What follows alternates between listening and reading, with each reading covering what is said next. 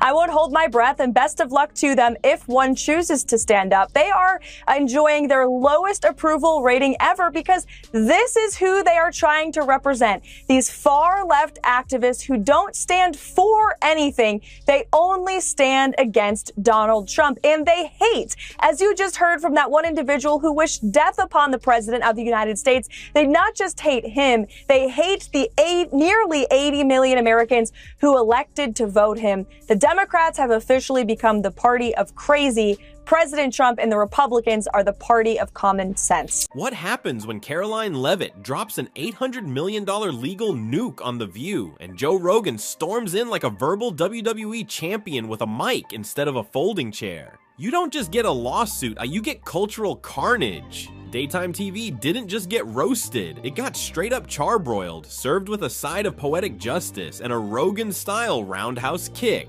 Let's break it down, cause this saga, it's messy, in the best way. The second that verdict hit, you could practically hear a million coffee mugs crash to the floor in synchronized despair. Karoline Leavitt didn't just sue The View, she obliterated it. Not with tweets, not with clickbait, with cold, hard legal firepower worth $800 million. That's not just a payout, that's a full-on reckoning for years of reckless broadcasting wrapped in fake sisterhood energy. It is the show that people love to hate. Yes, that's true. That's true. They get so much hate watching viral clips of them saying ridiculous things.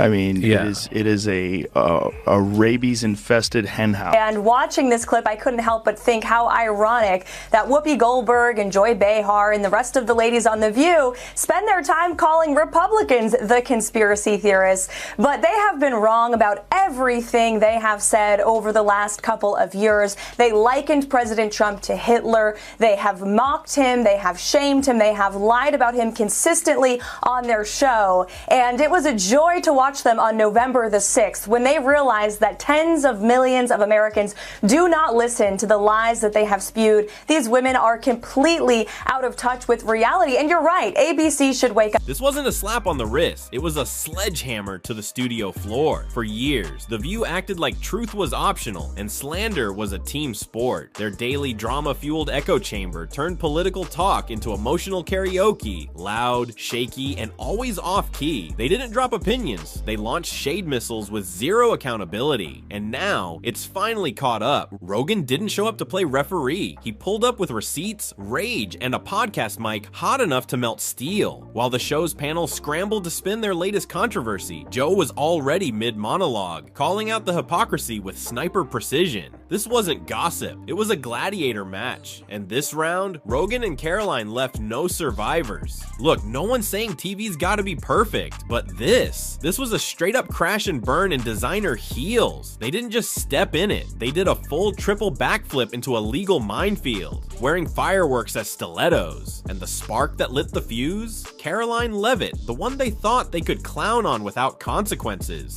For too long, she was the punchline in The View's daytime drama circus. They painted her like some cartoon villain, tossed her name around like confetti, and twisted the truth so hard it should have filed a complaint of its own. But Karoline, she wasn't laughing. Not anymore. The episode of you when you were on The View, when you were running for president, you got introduced as our friend Donald Trump. But does he really want to add President of the United States to his resume? A lot of people would like him to. Please let's find out, and please welcome my friend, Donald Trump. That's right. Whoopi Goldberg gives you a big hug and a kiss. Joy Behar gives you a big hug. Barbara Walters gives you a big hug. And then you actually started winning in the polls, and then the machine started working towards you. That red hat that says "Make America Great Again," might as well just put a swastika on that. What The View did wasn't just defamation, it was defamation dressed in sequins, cheered on by an audience clapping like trained seals in a Vegas lounge act. And when Karoline clapped back, she didn't bring a rebuttal, she brought Judgment Day. Her legal team came strapped with receipts so airtight they made The View's research look like fan fiction. They didn't just miss the facts, they dodged them like gym class dodgeballs. By the end of that trial, The View's legal squad looked like they'd just survived a mental blender, grayed out, glazed over, and confused about what year it was. This wasn't just a court win, it was a cultural detonation. And just when you thought the flames couldn't get hotter, Joe Rogan entered the chat. The podcast king didn't even bother warming up. He tore through their small smugness like a buzzsaw, dropping punchlines so precise, it felt like comedy surgery. This wasn't commentary, it was execution with a laugh track. Now picture this, Joe Rogan in his podcast studio mid-rant, nearly choking on a piece of elk jerky because he's laughing that hard. Not a chuckle, a full-blown wheezing belly laugh that says, "I told you so," better than words ever could. To him, The View isn't a talk show. It's a therapy circle that lost the plot, where bad takes breed faster than mold in a leaky basement.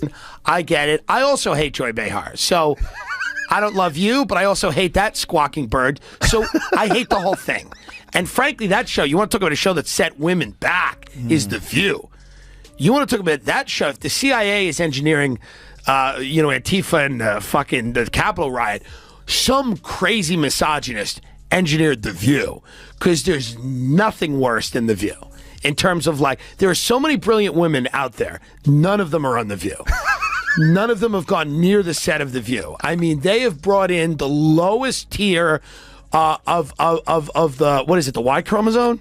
No, double X. X. Okay. Double X. They brought in the lowest of the double X's for that one. It's rough. And let's be real, it wasn't shock in Joe's voice. It was pure, unfiltered vindication. He's taken hits from their outrage machine before. They've tossed his name around with that same smug energy they reserve for anyone who doesn't parrot their script. According to Joe, The View has all the journalistic integrity of a magic 8-ball on a hangover. So when Karoline's legal strike landed like a precision airdrop, Joe didn't just celebrate. He turned that studio mic into a flamethrower. He practically handed Karoline a championship belt on air. But Joe didn't just roast the people. He dissected the structure, the whole phony formula behind their act. He dragged their reheated outrage, the pre-programmed applause, the panels that sound like Wikipedia entries being misread by wine moms with axes to grind. And somehow this chaos parade gets classified as political discourse? Karoline's lawsuit didn't just cost them money, it stripped their crown. The smugness vaporized, the moral high ground evacuated, the self-righteous applause muted by the sound of legal documents hitting like thunder. Suddenly the queens of daytime judgment were the ones getting grilled. Legal style. They weren't just exposed, they were served on a platter of public court filings, garnished with public humiliation and devoured by the internet like a scandal-flavored snack pack. Joe Rogan didn't just react, he cooked. Picture him as Chef Flambe tossing gasoline on The View's legal meltdown and serving it up as an all-you-can-laugh